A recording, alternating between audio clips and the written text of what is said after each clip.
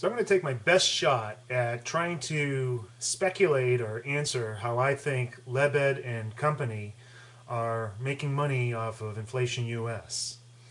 Now, Jonathan Lebed has an interesting stock picking service where he doesn't really derive any income from that directly, at least from his subscribers.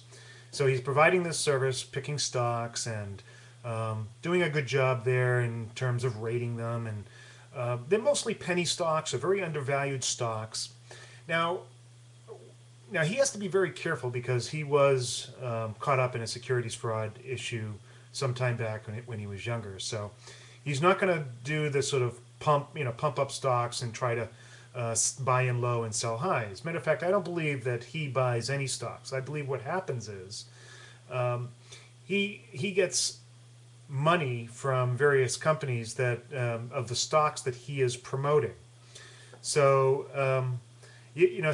so he's not really deriving any income directly from the sale of stocks. He's getting it in advance from those companies, and I believe he actually states this in his fine print that he is deriving some amount of money. And I think over the past, at least from what I've seen since I've subscribed to him, he's probably made about $60,000 to $80,000 in sponsorship fees from these companies that he's promoted.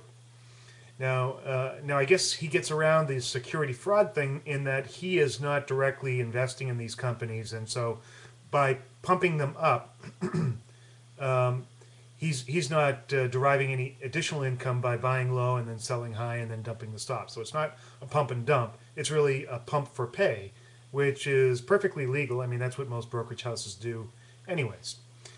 So now, how does George for Title fit into this? George for Title, well, they're partners, of course, and what Jonathan Lebed is doing is he's building this sort of compadre or corralling a bunch of video bloggers and using them all in order to build a list. Now, they do this by promoting their newsletter, and they get people to sign up for that list, and it keeps on building and building and building. Now, at some point, I would expect sometime in the near future, I don't know, maybe in the next year or so, they'll have enough people on that list that, well, as you may know, an email list can be very valuable, especially if you have motivated people on there. So I would expect that they have some kind of plan in mind that they're going to use that list to promote some product or service.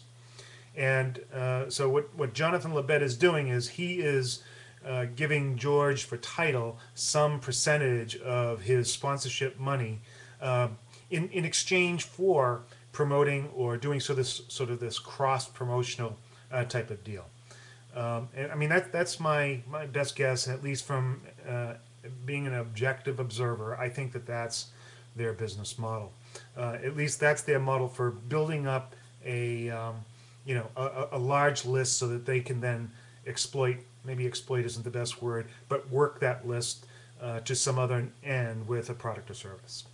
So that's it. Thanks.